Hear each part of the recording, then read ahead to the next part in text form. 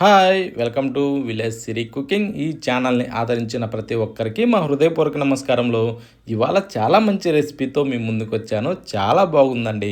అదేమిటంటే మెంతి కూరతోనే చిక్కుడుకాయని కలిపి చేశాను. ఇగురు చాలా అంటే చాలా బాగుందండి. ఈ టైప్లో చేస్తే వేడివేడి అన్నంలోకైనా, చపాతీలోకైనా, రోటీలోకైనా అలా ప్రతి దాంట్లో కూడా టేస్ట్ సూపర్గా ఉందండి. ఒక్కసారి ట్రై చేసి చూడండి. రుచి మాత్రం చాలా అద్భుతంగా ఉంది. ఎలా చేశానో మన కిచెన్లోకి వెళ్ళి చూద్దాం. ముందుగా మనం మెంతి కూరని తెచ్చుకొని శుభ్రంగా రెడీ చేసి పెట్టుకోవాలండి దీన్ని. అంటే దీంట్లో ఉన్న ఏది కూడా చెత్త లాంటి అంటే గడ్డి పీసులు కానీ, ఈ ఆకు మీద గుడ్లు అలాంటి టైపు చిన్న చిన్న పురుగులు ఇలాంటి ఏమీ లేకుండా శుభ్రంగా తీసేసుకోవాలండి. తీసి కడిగి రెడీ చేసి పెట్టిన తర్వాత ఇప్పుడు మనం చిన్న చిన్న ముక్కలుగా కట్ చేసుకోవాలి.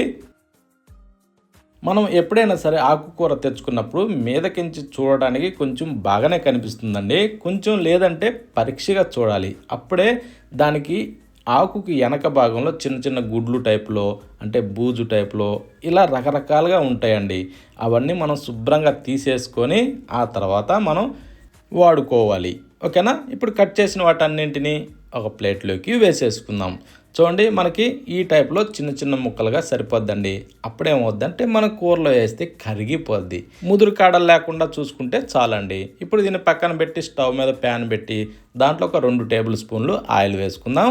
దాన్ని కాస్త వేడెక్కనిచ్చి 1 టేబుల్ స్పూన్ తాలింపు గింజలు వేసేసి 2-3 పచ్చిమిరపకాయలని చిన్న ముక్కలుగా కట్ చేసి దాంట్లో వేసుకొని వెల్లుల్లి రెమ్మల్ని తోలు తీసి దాంట్లో వేసి ఆ తర్వాత కాస్త అలా వేగనివ్వాలి.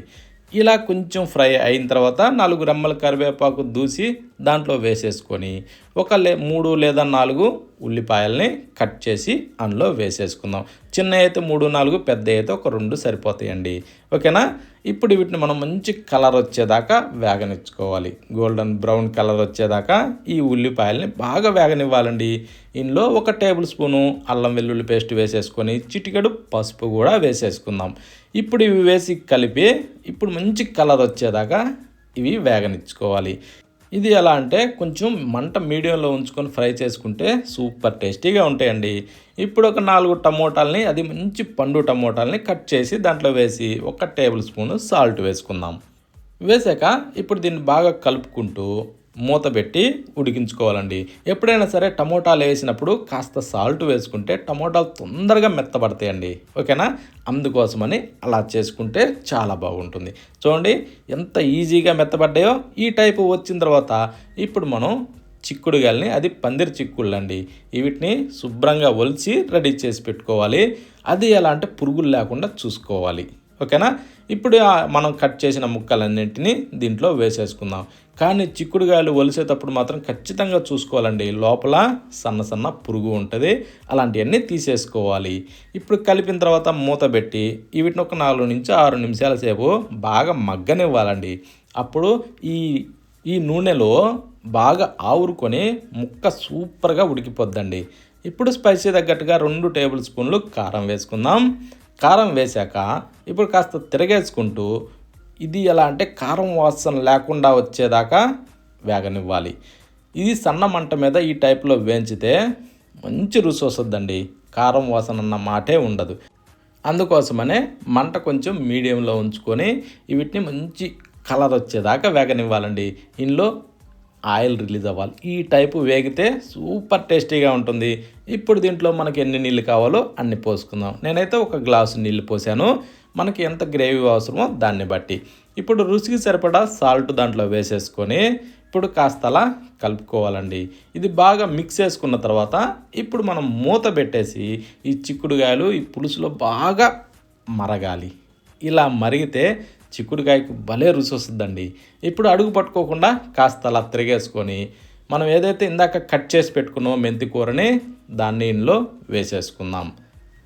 కానీ ఈ రెండిటి కాంబినేషన్లో కర్రీ మాత్రం చాలా బాగుంటుందండి. ఓకేనా? ఇప్పుడు ఏంటంటే ఇది కూర మంచి వేడి మీద ఉంది కాబట్టి దీంట్లో వేసిన ఈ మెంతి కూర సింపుల్గా మెత్తబడిపోద్దండి. ఓకేనా? చాలా బాగా ఉడుకుతుంది. ఒక 3 నిమిషాల సేపు ఇలా ఉడికించుకుంటే చాలు. ఇప్పుడు మీదకించి ధనియాల పొడి వేసుకునేసి కాస్త అలా కలుపుకొని మరి కొద్దిసేపు అలా ఉడికించుకోవాలి. ఇలా ఉడికిన తర్వాత ఇప్పుడు మనం ఏంటంటే మీదకించి కొత్తిమీరని అలా చల్లేసుకోవడమే. కొత్తిమీరని ఇలా చల్లిన తర్వాత ఇప్పుడు ఒక్కసారి మిక్స్ చేసుకోవాలి. మిక్స్ చేసిన తర్వాత ఇప్పుడు మనం ఏంటంటే ఒక్కసారి రుచి చూసి ఆ తర్వాత స్టవ్ ఆఫ్ చేసుకోవాలి. స్టవ్ ఆఫ్ చేసిన తర్వాత ఒక్కసారి సర్వ్ చేసి రుచి చూడండి ఎలా ఉందన్నది. అంత బాగుందండి. వీటి రెండింటి కాంబినేషన్లో మాత్రం కర్రీ సూపర్ టేస్టీగా ఉందండి. వేడి వేడి అన్నంలోకైనా, చపాతీ, రోటీ ఇలాంటి వాటన్నింటిలోకి ద బెస్ట్గా ఉంది. ప్రతి ఒక్కరు ఖచ్చితంగా ట్రై చేయండి. మనం చేసిన మెంతికూర, చిక్కుడుగా ఇగురు ఇలా చేయండి. సూపర్ టేస్టీగా ఉందండి. మరొక వీడియోలో కలుద్దామా?